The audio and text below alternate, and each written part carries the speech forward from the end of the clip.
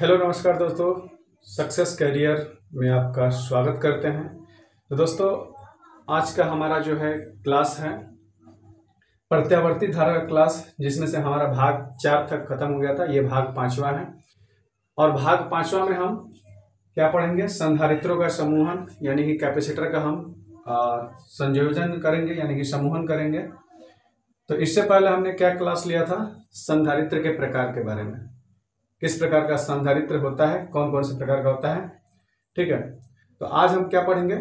संधारित्रों का समूहन। संधारित्रों का समूहन कैसे करेंगे, किस टाइप से करेंगे? तो आप लोग जानते हैं, जैसे रेजिस्टेंस का समूहन किए थे हमने पिछली कक्षाओं में कि श्रेणी क्रम में और समांतर क्रम में। तो हम क्या पढ़ेंगे आज?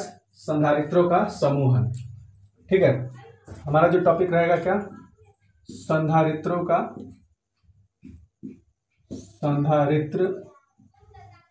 संधारित्र समूहन। ठीक है, संधारित्र को आप लोग जानते हैं क्या कहते हैं? कैपेसिटर। ठीक है, देखिए दोस्तों, संधारित्र का समूहन करने से पहले हम बताए थे हम आपको प्रतिरोध का समूहन कैसे करें, श्रेणी क्रम में और समांतर क्रम में, यानी कि सीरीज में और पैरेलल में। तो सबसे पहले हम यहाँ पे देखेंगे कि समांतर क्रम। क्या देखेंगे? समांतर क्रम में। समांतर क्रम में हम कैसे समूहन करेंगे? संधारित्र का समांतर क्रम में यानी कि पैरेलल में कैसे करेंगे? ठीक, देखिए दोस्तों, हम एक सर्किट बनाते हैं और उसमें पैरेलल में लगाते हैं संधारित्र। ठीक है, पैरेलल में क्या लगाते हैं? संधारित्र लगा देते हैं। ये हमारा संधारित्र का साइन है, इस प्रकार से होता है, आप लोग देख सकते हैं। ठीक है, जैसे मान लीजिए हमारा ये संधारित्र ऐसे हमने लगाया है। ठीक है, अब इसको हम स्रोत देते हैं, वोल्टेज स्रोत। यहाँ पे कोई भी दे देते हैं और ये C1 मान लेते हैं, इसको C2 मान लेते हैं, C3 मान लेते हैं और ये C4 मान लेते हैं। ठीक है, तो ये समांतर में हम इसको जोड़ दिए हैं। अब इसको हम कैसे लिखित रूप देंगे, यानी कि बीजीय व्यंजक के रूप में कैसे देखेंगे, इसको लिखेंगे। तो आप लोग जानते हैं कि Q इक्वल टू हमने बताया था CV। Q इक्वल टू आवेश बराबर क्या बताया था हमने क्या बताया था? कैपेसिटर यानी कि धारिता, कैपेसिटेंस धारिता इनटू वोल्टेज स्रोत यानी कि वोल्टता। ठीक है, तो यहां से हमारा क्या निकलेगा? C बराबर capacitance equal to Q by V निकलेगा हमारे यहां से। ठीक है, अब जो है हम कैसे इसको करेंगे पैरेलल में? तो देखिए, हमने क्या बताया था आप लोगों को कि सीरीज में या पैरेलल में। देखिए, पैरेलल में हमने प्रतिरोध का क्या बताया था कि अगर प्रतिरोध लगा रहा था तो पैरेलल में हमारा क्या था? जैसे देखिए, मैं अभी प्रतिरोध के बारे में बता रहा हूं कि प्रतिरोध के केस में जब पैरेलल में समांतर में जोड़ा जाता था तब क्या होता था। जैसे मान लीजिए यहाँ की पैरेलल में लगा हुआ है, प्रतिरोध लगा हुआ है, कुछ देर के लिए समझ जाइए कि यहाँ पे प्रतिरोध लगा हुआ है। तो जब प्रतिरोध R1, R2, R3, R4 ऐसे लगा रहता था तो हम उसको कैसे संयोजन करते थे? कैसे करते थे कि 1/R equal to 1/R1 plus 1/R2 plus 1/R3 plus 1/R4। ठीक है, तो ऐसे हम समांतर क्रम में प्रतिरोध को हम इसको समांतर क्रम में इसको ऐड कर रहे थे, यानी कि उसका तुल्य प्रतिरोध निकाल रहे थे। यहाँ पे तुल्य कैपेसिटेंस निकालना है, कैपेसिटेंस का वैल्यू। तो यहाँ पे देखिए, ये तो समांतर क्रम में प्रतिरोध के लिए इस प्रकार से था, लेकिन इसका ठीक उल्टा यहाँ पे जो है आपका रहेगा। क्या चीज कैसे रहेगा? तो देखिए, कैपेसिटेंस के केस में क्या होता है कि कैपेसिटेंस के केस में क्या होता है कि CN इक्वल टू जो है हमारा निकलेगा C1 plus C2 plus C3 plus C4 plus dot dot CN तक, मतलब ये जहां तक जाएगा। ठीक है, जहां तक जाए जितना लगा हो, ठीक है। Cn यानी कि टोटल जो हमारा कैपेसिटर का जो कैपेसिटेंस निकलेगा, धारिता निकलेगा, वो कितना निकलेगा Cn। अगर n तक लगा हो तो Cn का जो वैल्यू है आपका कितना आएगा, C टोटल मैं कर लेता हूँ यहाँ पे, ठीक है। C टोटल कितना आएगा, C1 plus C2 C3 plus C4। तो ये हमारा देखिए, ये हमारा जो है ये पैरेलल में रहेगा, पैरेलल में यानी कि समांतर में, इस चीज में समांतर में। लेकिन यही चीज प्रतिरोध में क्या था, 1/R equal to 1/R1 plus 1/R2 plus 1/R3 plus 1/R4 के केस में इस प्रकार से था। लेकिन यहाँ पे देखिए पैरेलल में प्रतिरोध के लिए इस प्रकार से था, लेकिन ठीक उसका उल्टा कैपेसिटेंस के केस में, कैपेसिटर के केस में जो है पैरेलल में इस प्रकार से रहेगा, ठीक है। C1 plus C2 plus C3 plus C4, ठीक है। चलिए इसको नोट कर लीजिए आप लोग। इसको मैं मिटा देता हूं क्योंकि आपने इसको पढ़ लिया है, ठीक है। क्या हमने बताया अभी कि सी टोटल यानी कैपेसिटेंस जो टोटल है C1 plus C2 plus C3 plus C4, इस प्रकार से हम इसको समूहन करते हैं समांतर क्रम में, ठीक है। अब देखिए यहां से अगर बात किया जाए, एक चीज ध्यान दीजिएगा यहाँ पे कि C इक्वल टू हमने क्या किया है यहाँ पे Q/V किया है। अगर इसमें C इक्वल टू Q/V है, ठीक है, Q/V है, तो यहां से अगर इस रूप में देखा जाए तो C टोटल इक्वल टू हमारा ये क्या है आपका V, Q/V1 मान लीजिए, V1, ठीक है। V1 वोल्टेज स्रोत तो एक ही है, तो यहाँ पे क्या होगा V मान लेते हैं, ठीक। तो टोटल जो हमारा होगा डायरेक्टली यहां से हमारा क्या निकलेगा, Q का मान कैपेसिटेंस का मान जो है Q/V के रूप में है, और V तुल्य प्रतिरोध सॉरी यहाँ पे वोल्टेज जो है वोल्टेज स्रोत V है, तो डायरेक्टली हम लिख सकते हैं क्या यहाँ पे कि Q/V इक्वल टू C1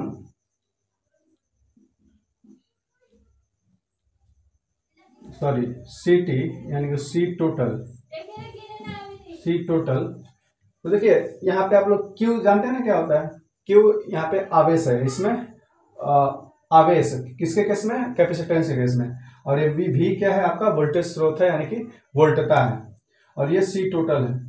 तो यहाँ से हम डायरेक्टली अगर यहाँ C टोटल का वैल्यू लाएंगे, अगर यहाँ से निकालना हो आपका वोल्टेज स्रोत दिया हो, तो यहाँ पे आवेश कितना उत्पन्न होगा, हम Q का वैल्यू भी यहाँ से हम ला सकते हैं, यानी कि Q इक्वल टू CV से हम ला सकते हैं, ठीक है। तो इस चीज को आप लोग बिल्कुल नोट कर लीजिए, ठीक। तो इसको नोट कर लीजिए आप लोग।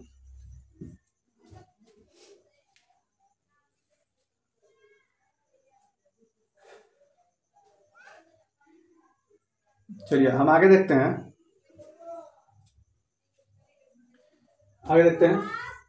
देखिए अगर बात किया जाए किस चीज के केस में, ये तो हमारा था समांतर के केस में। सीरीज के केस में क्या रहता है, तो सीरीज के केस में हमारा क्या रहेगा, अब क्या था प्रतिरोध में, सीरीज में क्या था प्रतिरोध के लिए, इसको मैं मिटा देता हूं।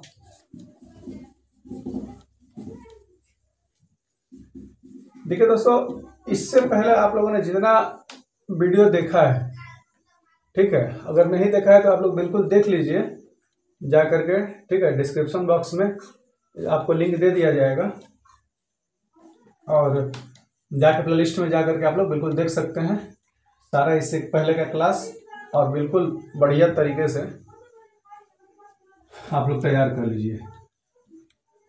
और ये काफी हद तक बिल्कुल जो है आपको 100% हम अपनी तरफ से दे रहे हैं आप लोगों को, और बिल्कुल धैर्य बनाकर आप लोग देखते रहिए, क्योंकि एग्जाम के अगर दृष्टि से देखा जाए तो एक एक चीज मेरा बताया हुआ आप लोग एग्जाम दीजिएगा तो आपको एकदम दिखेगा हूबहू क्वेश्चंस, ऐसा मैं आप लोगों को बताऊंगा प्रत्यावर्ती धारा के केस में, प्रत्यावर्ती धारा से क्या क्या पूछता है, वो हमने ऑलरेडी पहले से 4 वीडियो तो पहले दे दिया है, 4 क्लास। अब जो है हम आपको 5वां क्लास में हम आपको ये बता रहे हैं संधारित्रों का समूहन। अब देखिए, अब हम बात करते हैं श्रृंखला में, यानी कि श्रेणी में, सीरीज में हम देख लेते हैं, ठीक है, श्रेणी में देख लेते हैं। अब श्रेणी में जो है कैपेसिटेंस कैसे होता है, कैसे उसका समूहन होता है, तो देखिए ये कैपेसिटर हमारा है, ले लेते हैं, ठीक, एक इधर ऐड कर लेते हैं, इधर ऐड कर लेते हैं, इधर ऐड कर लेते हैं, ठीक। एक हम वोल्टेज स्रोत दे देते हैं इधर, मान लीजिए कि आपका C1, C2, C3, C4, ठीक है। अब इस ये तो देखिए जुड़ा हुआ है सीरीज में, दिख रहा है आपको।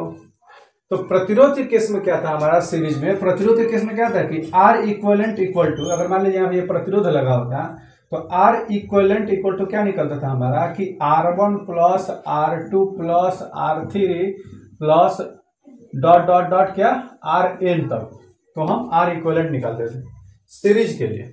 लेकिन यहाँ पे जो है अगर कैपेसिटेंस की बात की जाए, कैपेसिटर की बात की जाए, तो यहाँ पे जो है क्या होगा कि ठीक इसका उल्टा होगा। कैसे होगा भाई, तो देखिए 1/C टोटल, यानी कि कैपेसिटेंस धारिता जो है टोटल धारिता, तो यहाँ से हमारा निकलेगा क्या 1/C1 plus 1/C2 plus 1/C3 dot dot 1/Cn तक, मतलब जितना लगा उतना तक, ठीक है। तो ये जो हमारा ये चीज है ये सीरीज में है, किसके केस में, ये कैपेसिटेंस यानी कि धारिता के केस में। धारिता कैसे निकलेगा टोटल, अब इसका इक्विवेलेंट धारिता कितना निकलेगा 1/C1 plus 1/C2 plus 1/C3 और प्लस में डॉट डॉट पूरा Cn तक, मतलब जहां तक जितना लगा हो, ठीक है। ये चीज आप लोग नोट कर लीजिए। इसको मैं मिटा देता हूँ, ये प्रतिरोध के केस में था। चलिए इसको नोट कर लीजिए आप लोग।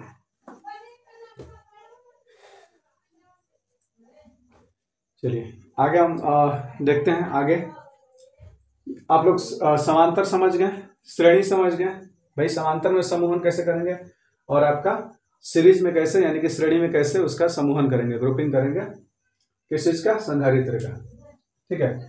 अब आप लोग तो समझ गए कि भाई संधारित्र का समूहन में श्रेणी में और समांतर में इसका कैसे हम इक्विवेलेंट निकालेंगे। अब हम आगे बढ़ते हैं, इसको मिटाते हैं और आपको बिल्कुल अच्छे ढंग से एकदम आपको प्रस्तुत करते हैं, यहाँ पे दिखाते हैं और बताते हैं।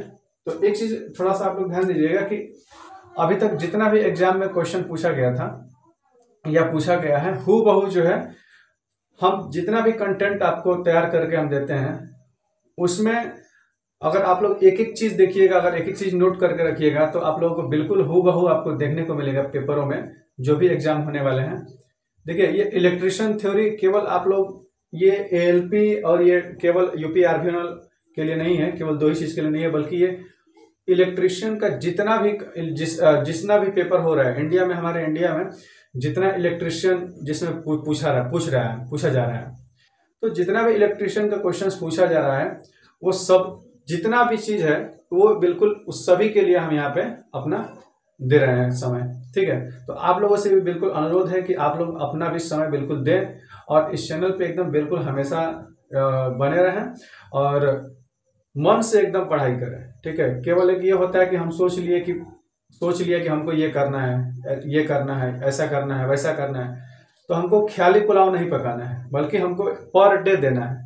आप देखिए पूरे दिन में अगर आप 5 से 6 घंटे, नॉर्मली मैं कह रहा हूँ 5 से 6 घंटे अगर लगातार दे रहे हैं, तो आपका सिलेक्शन होने से कोई नहीं रोक सकता।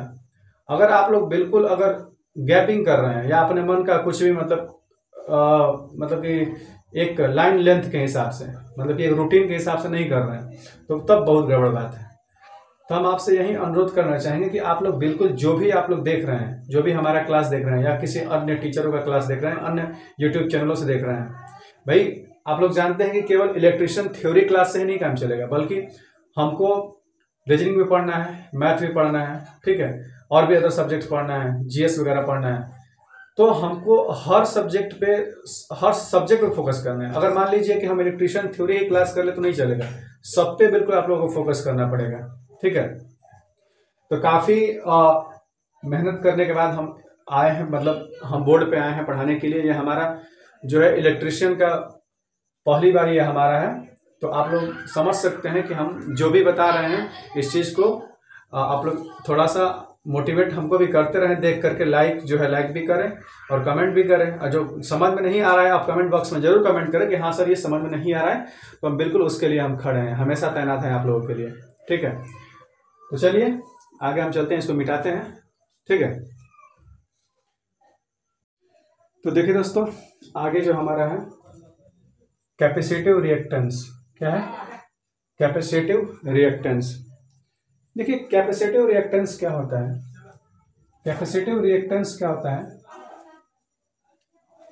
कैपेसिटिव रिएक्टेंस, रिएक्टेंस का मतलब होता है प्रतिघात, हिंदी में याद रखिएगा प्रतिघात होता है। क्या होता है, रिएक्टेंस का मतलब प्रतिघात होता है। और कैपेसिटिव रिएक्टेंस जो होता है उसको दर्शाते हैं एक्ससी से, किससे, एक्ससी से। ठीक है, कैपेसिटिव रिएक्टेंस को हम इस साइन से दर्शाते हैं एक्ससी से, और इसका मात्रक क्या होता है, ओम होता है। ये ओम का साइन है, मात्रक क्या होता है, ओम होता है या ओम कर सकते हैं। ठीक है, तो ये चीज आप लोगों को ध्यान देना है। प्रश्न कैसे पूछ सकता है कि कैपेसिटिव रिएक्टेंस का जो है मात्रक क्या होता है, तो ओम होता है। ठीक है, या उसको हम प्रतिघात को किस रूप में दर्शाते हैं, यानी कि कैपेसिटिव प्रतिघात को कैसे दर्शाते हैं, तो एक्ससी से दर्शाते हैं। इस चीज को आप लोग बिल्कुल ध्यान दीजिएगा। आगे है हमारा कि प्रत्यावर्ती विद्युत धारा प्रवाह के लिए किसी संधारित्र द्वारा, प्रत्यावर्ती विद्युत धारा प्रवाह के लिए किसी संधारित्र द्वारा प्रस्तुत किया जाने वाला विरोध ही कैपेसिटिव प्रतिघात कहलाता है। क्या कहलाता है, कैपेसिटिव प्रतिघात कहलाता है। ध्यान दीजिएगा कि प्रत्यावर्ती विद्युत धारा प्रवाह के लिए, यानी कि प्रत्यावर्ती विद्युत धारा प्रवाह के लिए, यानी कि उसमें एक सर्किट है जिसमें हमारा रिएक्टेंस, कैपेसिटिव रिएक्टेंस कैसे होगा कि अगर विद्युत धारा का एक सर्किट है उसमें विद्युत धारा का प्रवाह करेंगे तो संधारित्र में, भाई संधारित्र के द्वारा, अगर किसी संधारित्र द्वारा करेंगे अगर, तो प्रस्तुत किया जाने वाला विरोध, अब देखिए हम अगर किसी सर्किट में धारा प्रवाह कर रहे हैं संधारित्र में, तो संधारित्र द्वारा उसमें कुछ जो विरोध पैदा होगा, यानी कि उससे कुछ विरोध पैदा करेगा, वो विरोध जो विरोध किया जाने वाला जो होगा वो कैपेसिटिव प्रतिघात कहलाएगा। क्या कहलाएगा, कैपेसिटिव प्रतिघात, यानी कि कैपेसिटिव रिएक्टेंस कहलाएगा। ठीक है, एक बार फिर सुन लीजिए कि प्रत्यावर्ती विद्युत धारा प्रवाह के लिए किसी संधारित्र द्वारा, यानी कि किसी कैपेसिटर द्वारा प्रस्तुत किया जाने वाला विरोध ही क्या कहलाता है, हमारा कैपेसिटिव प्रतिघात यानी कैपेसिटिव रिएक्टेंस कहलाता है। ठीक है, और कैपेसिटिव रिएक्टेंस का मात्रक ओम होता है, जिसको हम एक्ससी से दर्शाते हैं। ठीक, आगे है कि यदि आरोपित वोल्टता की फ्रीक्वेंसी, ठीक है, अगर इस पे वोल्टेज स्रोत जोड़ा जाए तो उसकी जो फ्रीक्वेंसी का मान अगर शून्य हो जाए, यानी कि शून्य हो जाए, अर्थात वह डीसी हो जाए, क्या हो जाए, वह डीसी हो जाए, तो उसका जो प्रतिघात होगा वो क्या होगा, अनंत हो जाएगा। ये याद रखिएगा एकदम, ये क्वेश्चन डायरेक्टली पूछेगा, एकदम पूछेगा कि यदि आरोपित वोल्टता की फ्रीक्वेंसी, अगर फ्रीक्वेंसी शून्य कर दी जाए, फ्रीक्वेंसी क्या कर दी जाए, शून्य कर दी जाए, तो देखिए क्या हो जाएगा, फ्रीक्वेंसी शून्य हो जाएगा तो वो डीसी हो जाएगा। क्या हो जाएगा, वो डीसी हो जाएगा। और जब डीसी हो जाएगा तो उसका जो प्रतिघात होगा, उसका रिएक्टेंस जो हो जाएगा वो क्या हो जाएगा, अनंत हो जाएगा। ठीक है, क्या हो जाएगा, अनंत हो जाएगा। और प्रवाहित विद्युत धारा का मान क्या हो जाएगा, आई क्या हो जाएगा, प्रवाहित विद्युत धारा का मान क्या हो जाएगा, वो जीरो हो जाएगा। क्या हो जाएगा, जीरो हो जाएगा। तो इस चीज को बिल्कुल आप लोग ध्यान देना है। अब देखिए कैपेसिटिव रिएक्टेंस, अब कैपेसिटिव रिएक्टेंस यानी कि एक्स सी इक्वल टू क्या होता है, एक्स सी इक्वल टू क्या होता है, वो होता है 1/2 पाई एफ सी होता है। क्या होता है, एक्स सी बराबर 2 पाई एफ सी होता है। ठीक है, ठीक है। और अब इस फार्मूले को बिल्कुल आप लोगों को याद रखना है, और ये चीज आप लोग डायरेक्टली इस पे क्वेश्चंस पूछेगा, हम इस पे क्वेश्चन करवाएंगे भी, तो ये चीज आप लोग को ध्यान देना है। इसको नोट करिए आप लोग।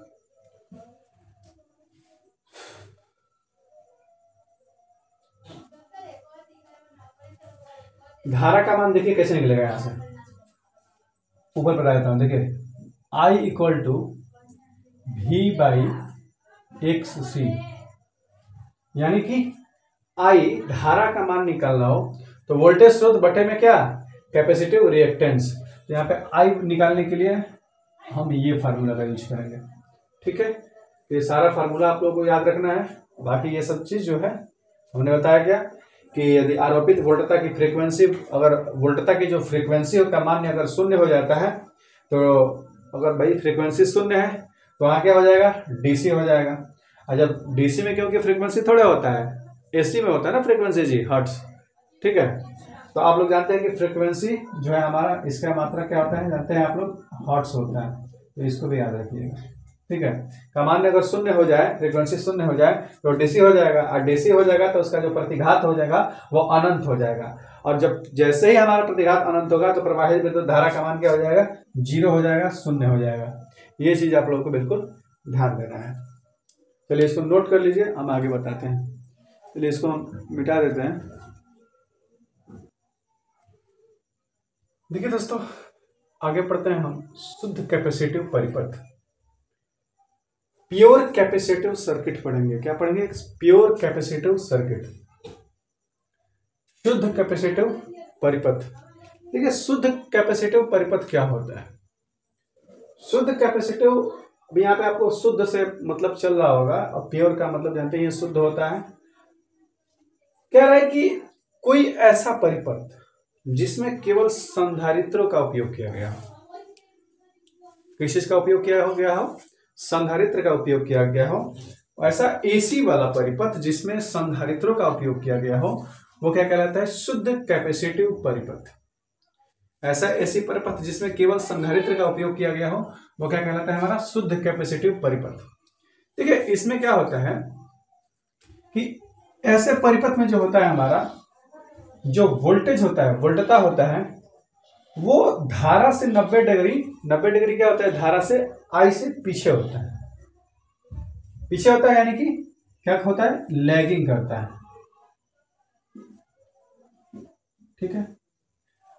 आई लीडिंग करता है, लेकिन वोल्टेज क्या होता है, लैग करता है, 90 डिग्री पीछे रह जाता है, पीछे रहता है। किस केस में भाई, शुद्ध कैपेसिटिव परिपथ के केस में, ठीक है। तो क्वेश्चंस पूछता है कि शुद्ध कैपेसिटिव परिपथ में जो हमारा I और V यानी कि धारा जो है और वोल्टेज जो है, इसका जो है लैगिंग करता है। वोल्टेज क्या होता है भाई, 90 डिग्री लैगिंग करता है कि लीडिंग करता है। तो आप लोग समझिए यहाँ पे कि धारा जो है, अगर इस केस में देखा जाए तो वोल्टेज स्रोत जो है 90 डिग्री पीछे चलता है। किस इसमें, तो प्योर कैपेसिटिव सर्किट में 90 डिग्री लैगिंग में चलता है, लैग करता है 90 डिग्री, क्या, वोल्टता हमारा, ठीक है। तो ये चीज बिल्कुल आप लोग ध्यान दीजिएगा। चलिए इसको नोट करिए। अभी आपको हम बताते हैं क्या चीज, शुद्ध कैपेसिटिव सर्किट क्या होता है। तो जिसमें या ऐसा एसी सर्किट या ऐसा एसी परिपथ जिसमें केवल संधारित्र का उपयोग किया गया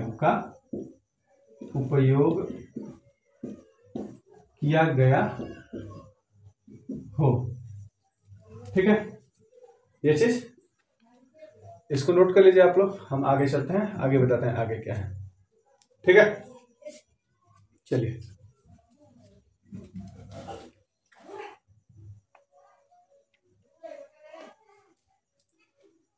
नोट कर लिए, आगे देखिए। इसमें जब बात कर रहे हैं शुद्ध कैपेसिटिव सर्किट की, तो भाई यहां पे प्रतिरोध तो है नहीं, प्रतिरोध का उपयोग तो किया गया नहीं गया है इस परिपथ में। जब परिपथ में प्रतिरोध का उपयोग नहीं किया गया है तो आर का वैल्यू यहाँ पे क्या होगा, शून्य होगा, कुछ होगा ही नहीं, 0 होगा। क्या होगा आर का वैल्यू, प्रतिरोध का जो वैल्यू होगा वो क्या होगा, 0 होगा। जब 0 होगा तो शुद्ध कैपेसिटिव परिपथ का शक्ति व्यय क्या,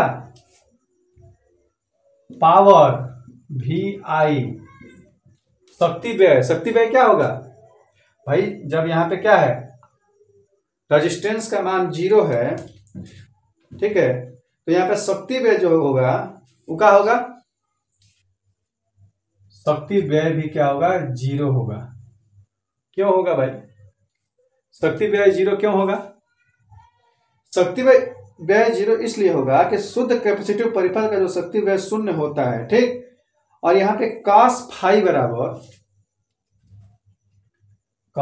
बराबर R बाई क्या होगा हमारा XC,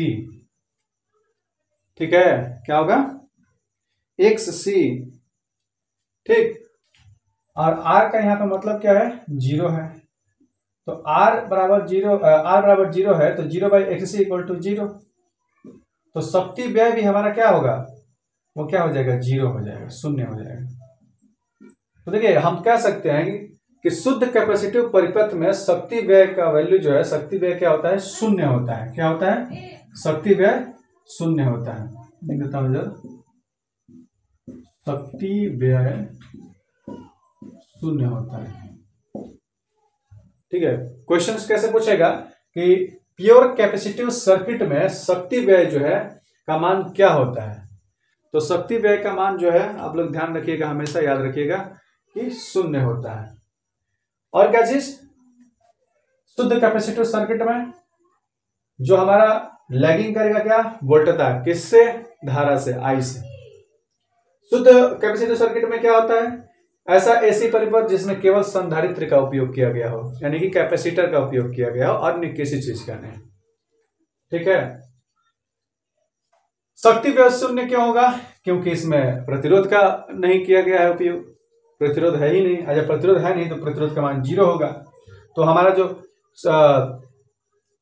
कैपेसिटिव जो क्या होगा, यानी कि हमारा कैपेसिटिव प्रतिघात क्या होगा, कैपेसिटिव प्रतिघात का पूरा वैल्यू यानी कि R बाई कैपेसिटिव प्रतिघात, तो R का मान 0 है तो 0/XC, 0 में किसी चीज से भाग देंगे तो 0 ही होगा। तो यानी कि शक्ति व्यय हमारा क्या हो जाएगा, 0 हो जाएगा, ठीक है। शक्ति व्यय पावर फैक्टर हमारा एकदम 0 हो जाएगा।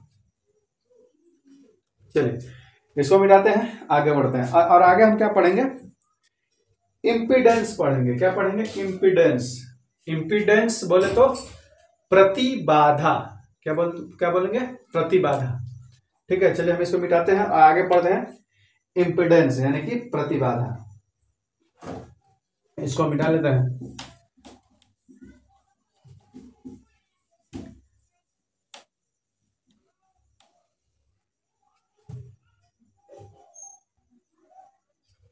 देखिए दोस्तों क्या पढ़ेंगे, इम्पीडेंस, ठीक है।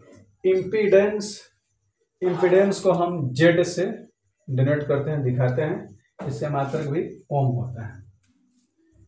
अभी हमने क्या बताया हिंदी में इसको, प्रतिबाधा,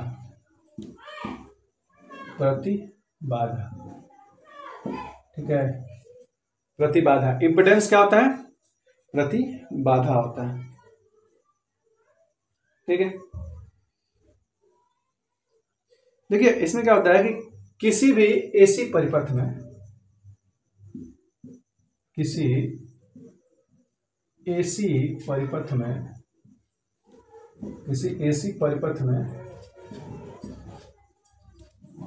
विद्युत धारा का अवरोधन, विद्युत धारा का अवरोधन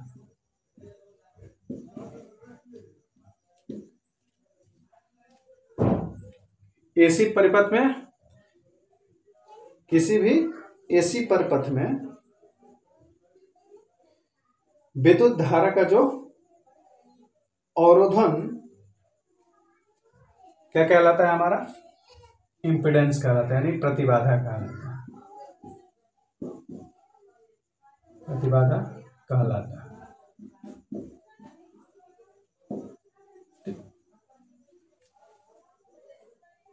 तो इम्पीडेंस क्या है हमारा कि किसी एसी परिपथ में विद्युत धारा का अवरोधन, ठीक है, वो क्या कहलाएगा हमारा, प्रतिबाधा कहलाएगा, ठीक।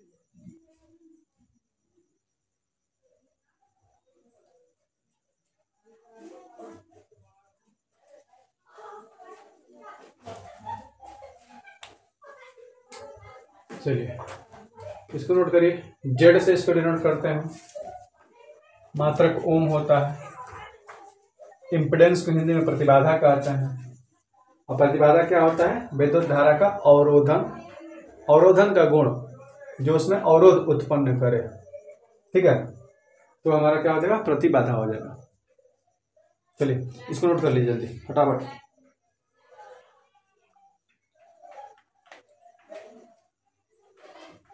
आगे हम पढ़ेंगे क्या, आरएल सर्किट पढ़ेंगे। क्या चीज, आरएल सर्किट, आरएल सर्किट, ठीक है, पहले इसको नोट करिए आप लोग।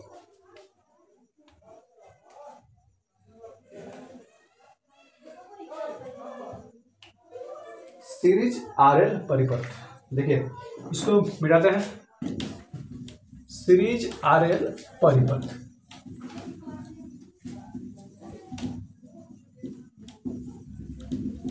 तो दोस्तों आप लोग जो है एकदम वीडियो को देख करके और नोट्स बनाते रहें, ताकि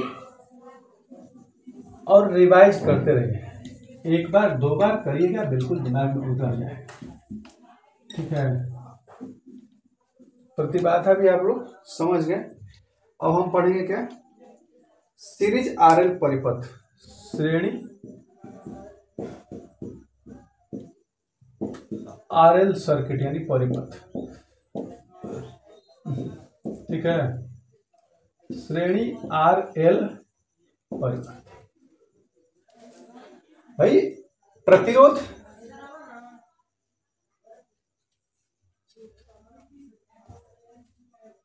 प्रतिरोध आर और एल, इंडक्टर, एल हमारा इंडक्टर, ठीक। तो वैसा परिपथ जिसमें प्रतिरोध और इंडक्टर का प्रयोग किया गया हो, वैसा परिपथ। भाई सीधी सी बात है, सीरीज में, सीरीज आरएल परिपथ में क्या होगा, जिसमें रेजिस्टेंस यानी प्रतिरोध और एल आपका प्रेरकत्व, ठीक। तो दो चीज का उपयोग करके हमारा एक सर्किट बनाया गया होगा, वही होगा हमारा आरएल परिपथ, ठीक है। कैसे हो सकता है, देखिए बताते हैं। जैसे मान लीजिए ये हमारा है क्या, आर, और ये हमारा क्या है, एल।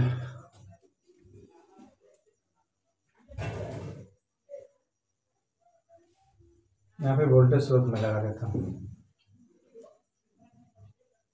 वोल्टेज स्रोत लगा दिया, ये आर है और ये एल है, ठीक।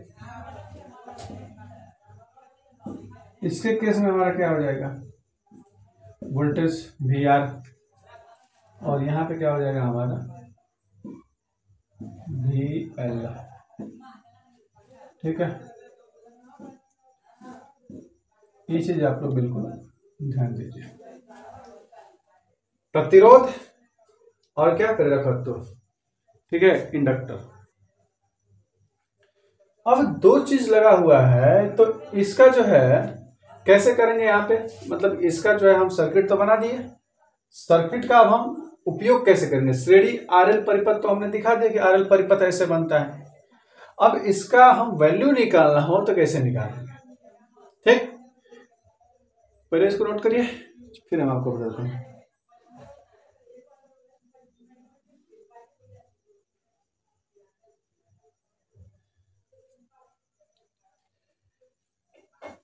इसको मिटाते हैं, फिर आपको बताते हैं।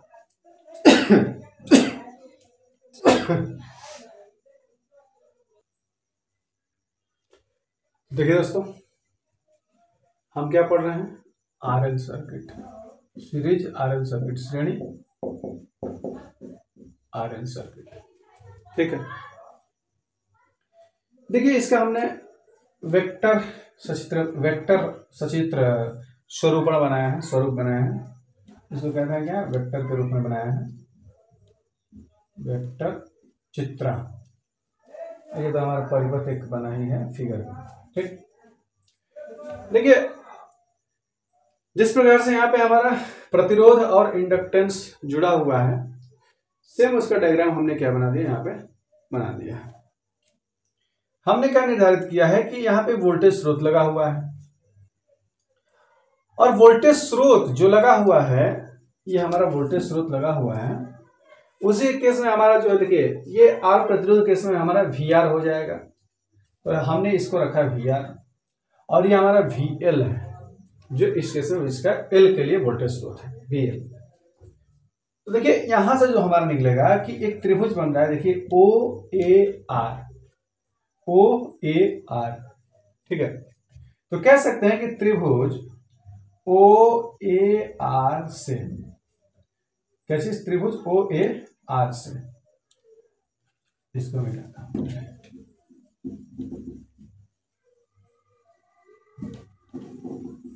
त्रिभुज ओ ए आर से, त्रिभुज ओ ए आर से क्या निकलेगा हमारा, त्रिभुज ओ ए आर से ये हमारा भी है। अभी देख जानते हैं कि पाइथागोरस प्रमेय, पाइथागोरस जो थियरम है, प्रमेय है, आप लोग जानते होंगे। ये हमारा कर्ण है, ये लंब है, ये आधार है। ये क्या है हमारा कर्ण है, ये लंब है और ये आधार है। तो क्या होता है कि कर्ण का स्क्वायर यानी कि भी का स्क्वायर, भी का स्क्वायर बराबर लंब, तो ये क्या है हमारा भी एल, तो ये क्या है हमारा भी एल का स्क्वायर प्लस ये हमारा क्या है भी आर, भी आर का स्क्वायर, सॉरी यहाँ पे भी आर होगा, भी आर का स्क्वायर। तो भी स्क्वायर इक्वल टू भी एल का स्क्वायर प्लस भी आर का स्क्वायर। तो यहां से हम लोग वैल्यू रख सकते हैं कि भी स्क्वायर बराबर, इसको हम क्या लिख सकते हैं आई इंटू आर, क्या लिख सकते हैं, देखिए हमने क्या कुछ गड़बड़ किया क्या, नहीं ठीक है, भी एल भी आर, ठीक है। अब देखिए यहां पे क्या होगा, आप लोग जानते हैं ओम का नियम, भी equal to I into R होता है ना, ठीक है। भी equal to I into R होता है, तो यहां से हमारा भी का वैल्यू हमारा क्या निकलेगा आई, ठीक है, प्रवाहित होने वाली धारा आई इंटू आर, यानी कि क्या आई इंटू आर, किसके केस में, भी एल के केस में, और प्लस प्लस क्या निकलेगा हमारा, हाँ देखिए पहले हम ये एल के केस में लिख देते हैं, जब एल है तो आई इंटू एल, और यहाँ पे हम क्या लिख सकते हैं आई इंटू आर, भी आर के केस में, ठीक है। ये एल है, ये आर है। अब आगे देखिए, अब भी स्क्वायर बराबर हमारा क्या दिख तो रहा है ना, भी स्क्वायर बराबर हमारा क्या निकलेगा, अगर आई कॉमन ले रहे हैं, अगर आई कॉमन ले रहे हैं, ठीक है, अगर आई, अरे यहाँ पे सॉरी, यहाँ पे तो स्क्वायर होगा ना, ये जी यहाँ पे स्क्वायर होगा, ठीक, आई स्क्वायर आर, हाँ ठीक। अब यहाँ पे हम कॉमन लेंगे तो आई स्क्वायर और एल प्लस आर, ठीक है, और ये भी स्क्वायर ही है, और ये पूरा का स्क्वायर हो जाएगा, ठीक। जब एल प्लस आर आ गया आपका, कुछ गड़बड़ हो रहा है क्या यहाँ पे, अच्छा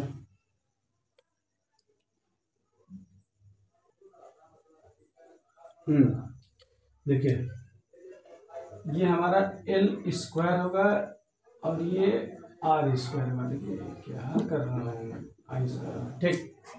चलिए अब हम यहाँ पे निकलेगा हमारा भी स्क्वायर, नीचे तो भाई, चलिए हम उसको ऊपर लेते हैं। अब देखिए भी स्क्वायर बराबर आई स्क्वायर, अब ब्रैकेट में हमने आई स्क्वायर को कॉमन ले लिया है, तो भी स्क्वायर बटे में ये आई स्क्वायर बराबर ब्रैकेट में L square plus R square, ठीक है। अब ये हम भी स्क्वायर बाई आई स्क्वायर क्या है हमारा, अभी हमने बताया था क्या है, ये है जेड,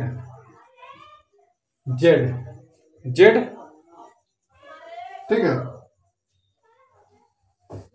जेड क्या इम्पिडेंस, तो किसके केस में इम्पिडेंस है आपका, श्रेणी आरएल के केस में, तो भी स्क्वायर बाई आई स्क्वायर बराबर जेड, तो जेड का वैल्यू यहाँ से हमारा निकलेगा, जेड स्क्वायर बराबर निकलेगा L square plus R square, या हम लिख सकते हैं इसको, देखिए एल को हम क्या लिख सकते हैं, जेड स्क्वायर बराबर एक्स एल इंडक्टर के रूप में और प्लस आर स्क्वायर। तो यहाँ पे हमारा जेड का वैल्यू दिख तो रहा है ना भाई साहब, आगे देखते हैं इसमें, चलिए तो निकलेगा हमारा जेड बराबर अंडर रूट, देखिए स्क्वायर हो गया एक्सएल का स्क्वायर प्लस आर स्क्वायर। ठीक, तो हमारा जो इम्पिडेंस है किसी केस में श्रेणी आरएल के, भाई आरएल श्रेणी में हम कैसे इम्पिडेंस जो इसके परिप्रेक्ष्य में निकालेंगे, तो under root X L square plus R square आएगा। ठीक है, क्या आएगा, XL square plus R square. ठीक है,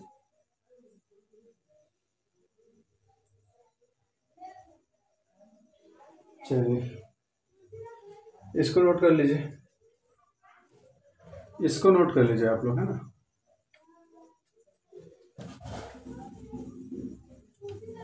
तो ये क्या था हमारा सीरीज आरएल, जहां पे अगर सीरीज और सीरीज आरएल की बात करें, जहां पे क्या प्रतिरोध जुड़ा हो, प्रतिरोध और क्या इंडक्टर या प्रेरक कहते हैं इसको, प्रेरक प्रेरकत्व, प्रेरक जुड़ा हो, प्रेरक, तब हम क्या करेंगे यहाँ पे, अगर ये आरएल सर्किट में हो तो जेड बराबर डायरेक्टली आप लोग फार्मूला लगाइएगा और यहाँ से इसका वैल्यू निकाल लीजिएगा। हम इस पे क्वेश्चन भी करवाएंगे, पहले आप लोग इसको नोट करें। ठीक है, मिटा देता हूं इसको। देखिए श्रेणी आरएल सर्किट में क्या था हमारा, अभी हमने क्या लाया है, जेड बराबर वी बाई आई। ठीक है, यानी कि इम्पिडेंस,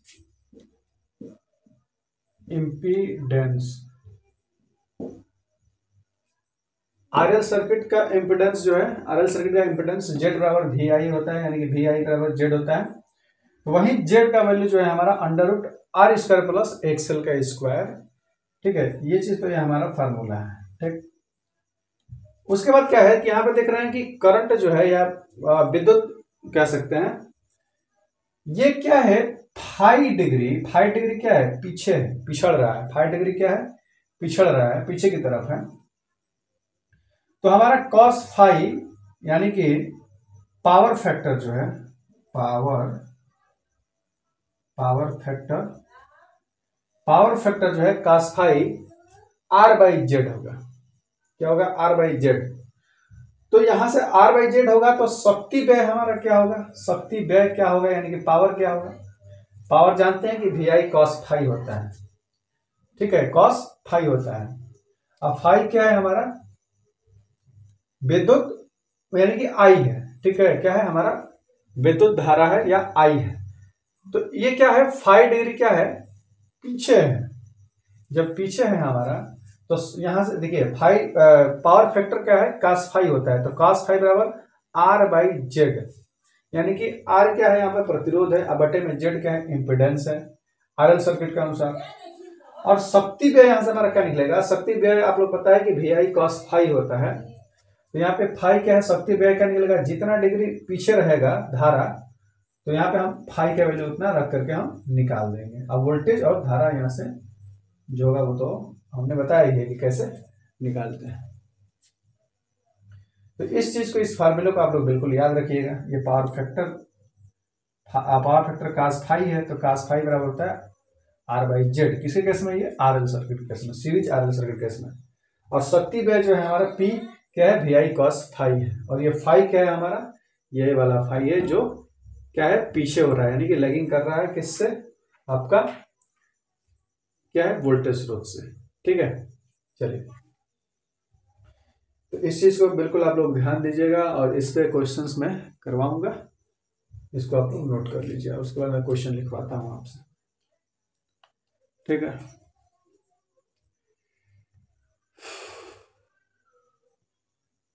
देखिए दोस्तों, एक क्वेश्चन है आपके स्क्रीन पे, कह रहा है कि एक क्वाइल जिसका इंडक्टेंस यानी कि प्रतिघात 0.1 हेनरी और प्रतिरोध जो है 5 ओम है, कितना है 5 ओम है, का इंपीडेंस यानी कि प्रतिबाधा जेड ज्ञात करिए। क्या करिए, जेड ज्ञात करिए। जबकि यह 230 वोल्ट और 50 हर्ट्ज स्रोत से जुड़ा है, ठीक है। और क्वाइल की विद्युत धारा भी ज्ञात कीजिए। अब देखिए क्या क्या निकालना है, क्वाइल की विद्युत धारा और हमारा क्या इंपीडेंस यानी कि प्रतिबाधा भी। ये दो वो क्वेश्चन जो है हमको इस चीज से निकालना है। देखिए क्वेश्चंस करते समय इन सब जैसे क्वेश्चन इलेक्ट्रिशियन में क्वेश्चन करते समय हम क्या करेंगे, न्यूमेरिकल करते समय हम क्या करेंगे कि इसमें क्या चीज दिया है, इस चीज को पहले हम देखेंगे क्या चीज इसमें दिया है। दोस्तों देखिए एक क्वाइल की जिसका इंडक्टेंस, देखिए इंडक्टेंस प्रतिघात दिया है, क्या है इंडक्टेंस,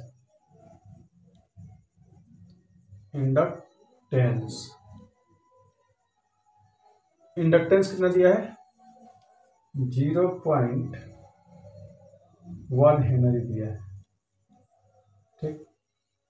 इंडक्टेंस कितना दिया है 0.1 हेनरी दिया है, ठीक है। और देखिए प्रतिरोध कितना दिया है, प्रतिरोध ये इसको L से दिखाते हैं, प्रतिरोध R से दिखाते हैं, ठीक है। R कितना दिया है भाई 5 ओम दिया है, 5 ओम दे दिया है, ठीक है। और हमारा इंपीडेंस यानी प्रतिबाधा जेड निकालना है, जेड क्या करना है फाइंड आउट करना है। और देखिए वोल्टेज स्रोत क्या है, वो भी कितना दिया है, वोल्टता कितना दिया है, वोल्टता कितना दिया है भाई, वोल्टता यानी कि भी कितना दिया है, भी देखिए 230 वोल्ट दे दिया है, ठीक है। और फ्रीक्वेंसी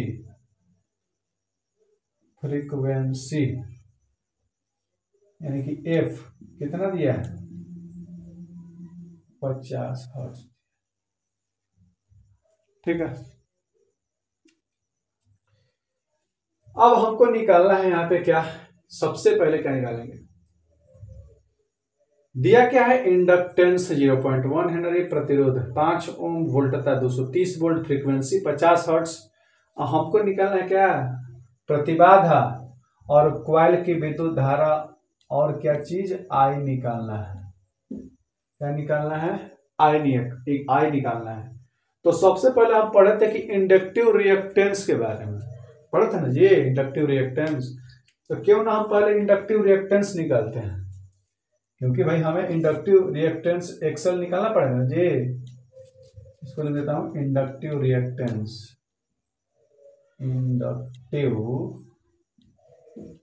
इंडक्टिव रिएक्टेंस कितना दिया है, इंडक्टेंस दिया है, चलिए इंडक्टिव रिएक्टेंस हमको निकालना है। तो XL बराबर हमने क्या बताया था कि 2πfl हमने बताया था, ये चीज आप लोग पिछले क्लास में हमने बताया था, ठीक। इंडक्टिव रिएक्टेंस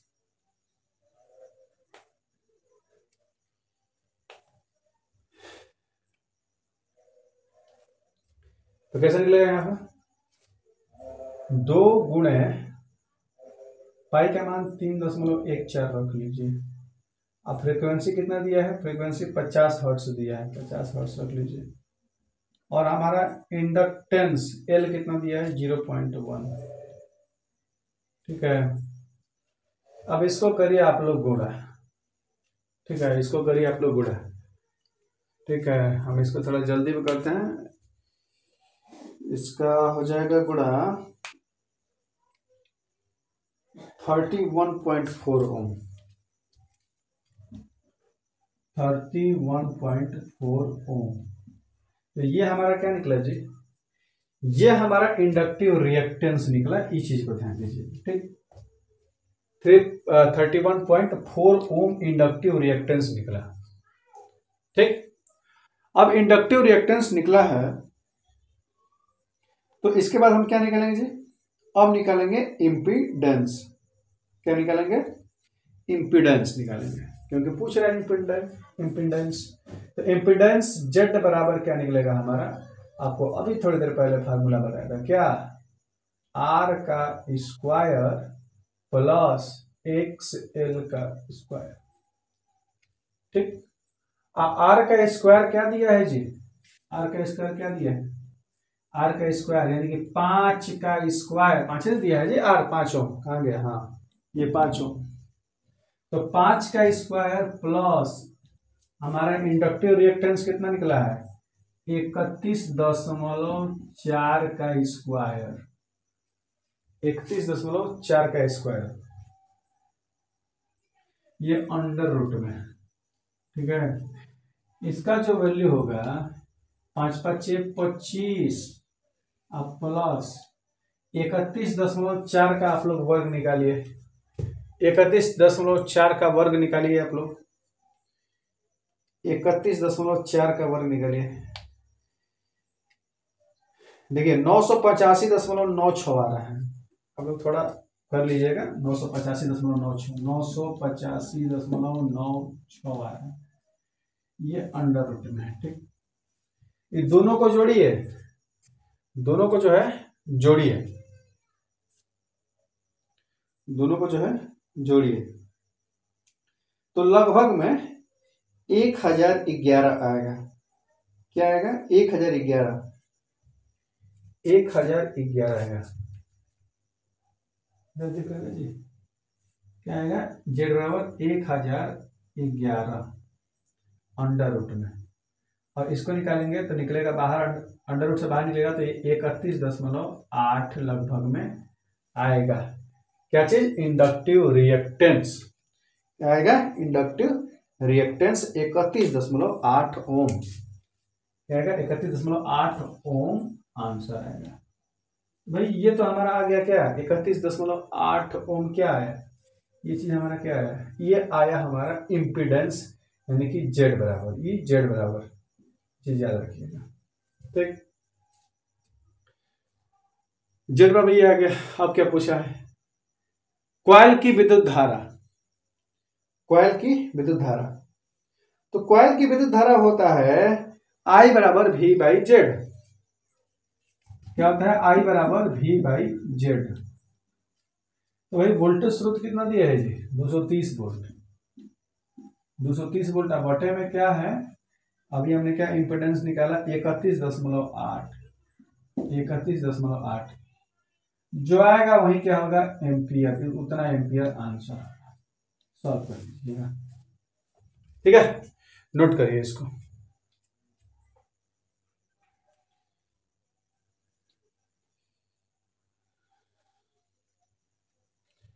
इसको भी लिख लीजिए, 7.233 एम्पियर। ठीक है, मल्टीप्लाई कर लीजिएगा थोड़ा। ठीक, ये था हमारा आरएल सर्किट का पर क्वेश्चन। श्रृंखला आरएल सर्किट से ये प्रश्न और इसका हल। ये चीज जो है तरीका आप लोगों को बिल्कुल मालूम होना चाहिए और इसी पे बहुत सारा क्वेश्चन दे देगा।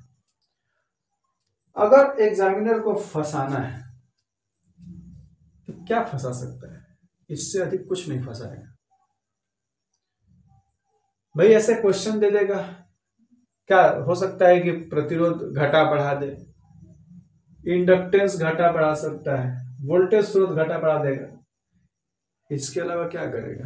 अगर हमको ये फार्मूला अगर याद है कि इंडक्टिव रिएक्टेंस बराबर 2πfl होता है, इंपीडेंस बराबर होता है under root R square plus XL का स्क्वायर, तो क्यों नहीं निकलेगा?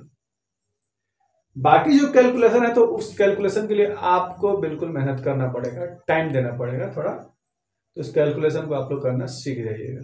ठीक है, अगर थोड़ा बहुत अंतर आता है तो बहुत ज्यादा नहीं, पॉइंट में थोड़ा बहुत अंतर आएगा। ठीक है, और जो आंसर आएगा वो लगभग ये 31.8 है तो ऑप्शन में क्या दे देगा, 32 दे देगा, तो 32 भी कर सकते हैं। यहाँ पे 7.233 एम्पियर है, भाई ये इजी है तो थोड़ा कर सकते हैं जैसे ऑप्शन में रहेगा, ठीक है। लेकिन यहाँ पे कहने का मेरा मतलब है कि ये सारा जो है फार्मूले पे ही आधारित है, तो इस चीज को यहाँ पे हम कौन सा ट्रिक लगाएंगे, यहाँ पे हम क्या करेंगे, यहाँ पे तो हमको फार्मूला से ही करना पड़ेगा। मैथ का तो है नहीं कि हम ट्रिक लगा के कुछ कर लेंगे हम, ठीक है। तो यहाँ पे बिल्कुल ये इलेक्ट्रिशियन में यही तो है कि बिल्कुल दिमाग में हमको उतारना पड़ेगा, बिल्कुल एकदम ध्यान से देखना पड़ेगा। तो दोस्तों इसको आप लोग बिल्कुल नोट कर लीजिए पहले।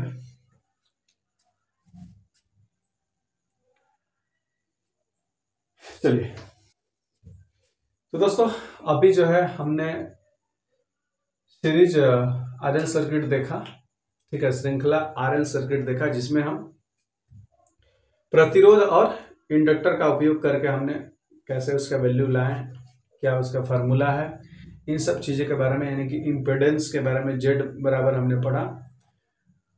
अब हम आगे जो है ये भी आज हम आरएल सर्किट पढ़े, कल आरसी वगैरह पढ़ेंगे, आरसी सर्किट, आरएलसी सर्किट, इन सब चीज़ों के साथ अभी के लिए बस इतना ही। और आप लोग बिल्कुल ध्यान देते रहिएगा और पढ़ते रहिएगा, एकदम नोट्स बनाते रहिएगा। अभी तक हमने जितना भी वीडियो पढ़ाया है वो आपको डिस्क्रिप्शन बॉक्स में जा करके उसका मिल जाएगा लिंक, और डायरेक्टली आप लोग उसमें जा करके हमारा पूरा इलेक्ट्रिशियन का क्लास जो ले सकते हैं, ठीक है। इलेक्ट्रिशियन थ्योरी क्लास पूरा हमारा उस पर सारा वीडियो अपलोडेड रहेगा। ये क्लास 12 हमारा था, और ये प्रत्यावर्ती धारा का भाग 5 है, अभी 2-3 भाग में चलेगा, ये जितना भी चले आप लोगों को सिर्फ मेहनत करना है, क्योंकि ये थोड़ा सा लेंथी चैप्टर है, लेंथी चैप्टर है, लेकिन बहुत सारा क्वेश्चन यहीं से मिल जाएगा, इससे बाहर कुछ आएगा नहीं, ठीक है।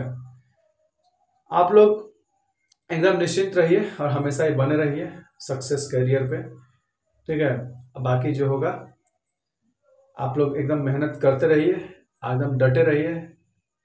तब तक के लिए हम मिलते हैं, ठीक है। हम नेक्स्ट वीडियो में मिलेंगे आप लोगों से, तब तक के लिए धन्यवाद, नमस्कार।